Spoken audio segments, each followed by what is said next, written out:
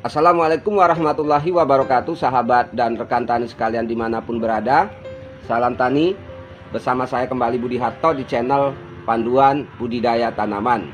Dan pada video kali ini saya akan menjawab beberapa pertanyaan dari sahabat maupun mitra tani kita, sekaligus menjelaskan tentang beberapa unsur hara yang punya peranan untuk bisa menetralisir atau mengurangi resiko dari kesalahan teknis kita dalam melakukan aplikasi pestisida, terutama sekali yang menyangkut tentang pemakaian dosis yang berlebihan atau overdosis, sehingga membuat kondisi tanaman menjadi abnormal baik secara pertumbuhan maupun secara perkembangannya.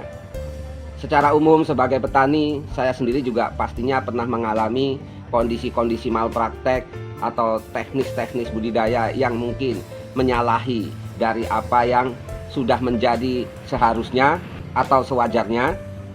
Karena biasanya ya tidak bisa kita pungkiri bahwa apabila kondisi tanaman kita mengalami hal-hal yang sifatnya tidak normal, terutama sekali karena kondisi serangan hama maupun penyakit yang luar biasa, sehingga akan membangkitkan emosional kita, terutama sekali seperti dendam maupun amarah, yang membuat kita pada akhirnya gagap serta panik, yang berakibat pada perlakuan ugal-ugalan dalam hal penggunaan dosis pemakaian dari pestisida. Overdosis penggunaan pestisida seringkali terjadi karena terlalu tingginya dosis yang kita gunakan untuk pengendalian hama dan penyakit, terutama sekali ya insektisida dan fungisida. Namun terlepas daripada itu, kondisi malpraktek ini juga sering terjadi ketika kita mengaplikasikan hormon zat perangsang tumbuh atau ZPT, karena keinginan kita agar tanaman bisa tumbuh dan berkembang secara cepat, yang justru berakibat buruk sehingga tanaman justru berubah pada kondisi dan situasi yang lebih buruk. Dan sebagaimana yang pernah saya alami sendiri, bahwa biasanya kalau kita melakukan hal-hal tersebut karena dilandasi oleh rasa kepanikan ataupun gagap, sehingga banyak hal-hal yang kita lakukan tanpa melalui kontrol, kewajaran serta nalar yang sewajarnya, sehingga hal-hal yang kita lakukan juga pastinya di luar kewajaran. Namun sering juga sahabat dan rekan tani memberikan tanggapan ataupun komentar tentang overdosis herbisida. Bagi saya itu bukan overdosis herbisida, tapi benar-benar kekeliruan dan kekhilafan atau murni malpraktek, yang dalam bahasa kerennya bisa dibilang human error. Artinya kesalahan dari diri kita sendiri. Mengingat untuk aplikasi herbisida ke tanaman itu rasanya ya tidak mungkin kita lakukan tanpa hal-hal yang dianggap mendesak, seperti penggunaan herbisida selektif baik pada tanaman padi maupun tanaman hortikultura serta tanaman jagung. Namun apabila herbisida tersebut bukanlah herbisida selektif, ya seperti kelas glifosat atau paraquat, hal itu dipastikan karena memang kesalahan kita atau kekeliruan kita, misalnya menggunakan tangki semprot bekas aplikasi herbisida tersebut, atau salah menuangkan obat dan sebagainya. Selanjutnya, secara umum tanaman yang terkena atau terpapar overdosis pestisida rata-rata menunjukkan gejala yang hampir sama, kecuali kalau terpapar herbisida paraquat pastinya akan langsung kering dan gosong. Lah, tapi kalau terpapar herbisida sistemik seperti glifosat, ya hal ini sudah sangat-sangat sulit untuk bisa kita pulihkan. Dan secara umum akan terjadi perubahan bentuk serta penampilan tanaman. Apabila terjadi overdosis insektisida ataupun fungisida serta ZPT, maka perubahan performa tanaman pada umumnya bisa ditandai dari daun-daun tanaman yang bentuknya melengkung ke bawah seperti mangkok terbalik seperti ini, dilanjutkan dengan kondisi daun-daun warnanya yang menjadi hijau gelap, ditambah lagi dengan bentuk daun yang mengkerut atau bergelombang seperti terkena virus keriting. Selanjutnya juga apabila kondisinya semakin parah karena overdosisnya terlalu tinggi, itu ditandai dari daun-daun tanaman yang warnanya menjadi memudar seperti kuning, kemudian ada bintik-bintik putih ataupun kuning muda di bagian daun-daun tersebut, dilanjutkan dengan kondisi pucuk yang berkerut seperti terkena virus, serta pertumbuhan pucuk khususnya batang-batang baru atau tunas-tunas baru dengan ruas-ruasnya yang lebih pendek-pendek. Kondisi ini bahkan pernah terjadi pada tanaman semangka saya dulu sekitar tahun 2014 ya. Namun pada waktu itu terkena overdosis penggunaan fungisida sistemik dengan bahan aktif carbendazim plus, tidak perlu saya sebutkan mereknya, yang membuat tanaman semangka saya itu mekakon seperti yang saya jelaskan tadi, bentuk daun, batang dan sebagainya seperti terkena serangan virus. Dan pada waktu itu saya pikir itu adalah akibat penyakit, sehingga justru apa yang kita lakukan menjadi gegabah, kita semprotkan lagi berbagai macam insektisida. Dan kondisi itu ternyata semakin parah. Nah, karena respon tanaman yang semakin menunjukkan efek buruk dari aplikasi pestisida tersebut, akhirnya saya baru paham dan menyimpulkan bahwa kondisi tanaman yang keriting dan tidak normal tersebut bukan karena penyakit, melainkan karena penggunaan fungisida sistemik yang berbahan aktif tadi.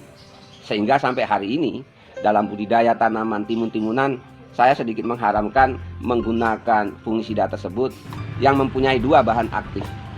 Mengingat jenis-jenis fungisida sistemik ini apabila digunakan untuk tanaman-tanaman sayuran yang bersifat lembut ya, seperti timun-timunan, kemudian sayuran daun, bayam, sawi, kangkung, dan jenis-jenis hortikultura lain, apabila kita menggunakan sesuai dengan dosis anjuran, nanti percayalah tanaman bakal melontung ataupun menunjukkan gejala keriting.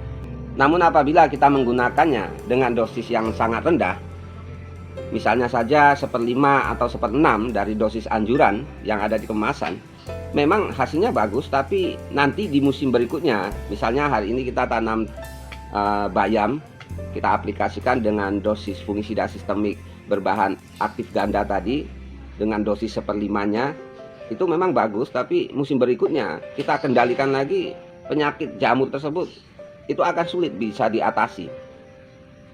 Ya, inilah yang disebut dengan kekebalan atau resistensi dari hama maupun penyakit. Dan itu sering saya alami ya dulu. Kalau sekarang memang saya kan sudah enggak terjun dalam usaha budidaya tanaman langsung. Jadi kita lanjutkan bagaimana cara mengatasinya, bahwa ada beberapa jenis unsur hara ataupun nutrisi yang bisa kita gunakan untuk menetralisir atau mereduksi serta menormalkan kondisi tanaman yang kadung terpapar oleh pestisida dengan dosis tinggi. Layaknya kita sebagai manusia apabila terpapar racun atau misalnya tertelan atau terhirup obat-obatan beracun, kita akan dianjurkan dokter untuk minum susu, kemudian minum air sebanyak-banyaknya, dan ada hal-hal lain lagi yang perlu kita konsumsi untuk bisa menetralisir racun yang ada di dalam tubuh kita. Ya, sama juga dengan tanaman. Jadi nanti sahabat dan rekan tani bisa menerapkan penggunaan unsur hara atau nutrisi yang mengandung kalsium, magnesium, zinkum, serta karbon. Dan untuk mempercepat proses pemulihan atau recovery tersebut, baiknya kita menggunakan unsur-unsur hara yang saya sebutkan tadi dalam bentuk yang sangat tersedia untuk tanaman, sehingga prosesnya bisa berjalan lebih cepat sebelum racun-racun tersebut menyebar ke seluruh bagian tanaman. Jadi sahabat dan rekan tani sekalian, apabila nanti tanaman kita menunjukkan gejala overdosis, saran saya yang pertama adalah dengan kita menaburkan pupuk organik, baik itu pupuk kandang maupun kompos, pada media pertanaman, terutama di dekat-dekat dengan lubang tanam pada tanaman hortikultura, atau bisa juga ditaburkan secara hamparan ke tanaman jagung maupun tanaman padi. Kemudian kita bisa lakukan penyemprotan FNS ya. Ini dosisnya 200 ml per tangki, ditambahkan dengan saka andalan dosis 100 mili per tangki. Diupayakan selain mengenai tanaman juga mengenai permukaan tanah, dan apabila itu terjadi pada tanaman hortikultura, maka kita bisa melakukannya dengan teknis pengkocoran. Dosisnya tetap sama, yaitu 200 mili FNS ditambah dengan 100 mili saka andalan, namun dilarutkan dalam 20 liter air. Kemudian dikocorkan ke lubang-lubang tanaman. Dan bersamaan dengan itu, selang atau interval 1 hari, segera lakukan penyemprotan dengan menggunakan Salmar andalan seperti ini, dimana kita berharap dari kalsium, kemudian unsur-unsur mikro yang ada di dalamnya, ditambah dengan asam amino yang bisa sedikit menetralisir kondisi kelebihan pestisida tadi. Baru dilanjut dengan Prima SAS. Jadi setelah kita melakukan penaburan bahan organik ataupun pupuk organik, baik itu pupuk kandang maupun kompos, setelah itu kita langsung mengaplikasikan FNS tadi ya, dosis 200 cc ditambahkan saka, ini dosis 100 cc per tangki, dengan mengenai bagian tanaman dan permukaan lahan budidaya kita. Baru interval 1 hari kita menggunakan Prima S dosis 75 cc ditambahkan Salmar dosis 40 cc per tangki yang kita semprotkan ke seluruh bagian tanaman. Perlakuan Prima S dan Salmar kita lakukan 2 kali sampai 3 kali aplikasi hingga tanaman menunjukkan gejala recovery atau pemulihan. Namun dosis yang kita gunakan setelah aplikasi pertama 75 cc Prima SAS ditambah 40 cc Salmar andalan per tangki, yang berikutnya kita hanya menggunakan Prima S dosis 50 cc per tangki ditambahkan Salmar andalan dosis 25 sampai 30 cc per tangki. Dengan langkah-langkah ini, insya Allah nanti tanaman kita akan menunjukkan pemulihan dari gejala overdosis tersebut, sehingga akan memberi sedikit harapan bagi kita untuk bisa mendapatkan hasil panen seperti yang kita harapkan dari usaha berbudidaya tanaman kita. Jadi yang perlu sahabat dan rekan tani garis bawahi, bahwa dalam kondisi-kondisi overdosis pestisida tersebut, yang perlu kita fokuskan untuk merecovery atau memulihkan tanaman adalah dengan memberikan nutrisi maupun hara berupa kalsium, magnesium, dan zinkum. Dan dari produk SAS sendiri kita sudah ada Prima S dan Saka serta Salmar, sebagaimana yang sudah saya sebutkan atau sarankan sesuai dosis dan teknis aplikasinya tadi. Dan harapan saya semoga dengan pemaparan ini bisa memberikan manfaat terbaik bagi saya pribadi maupun sahabat serta rekan tani sekalian. Saya Budi Harto dari Stabat Langkat, Sumatera Utara. Jayalah selalu petani Indonesia. Salam tani. Barakallahu fikum. Wassalamualaikum warahmatullahi wabarakatuh.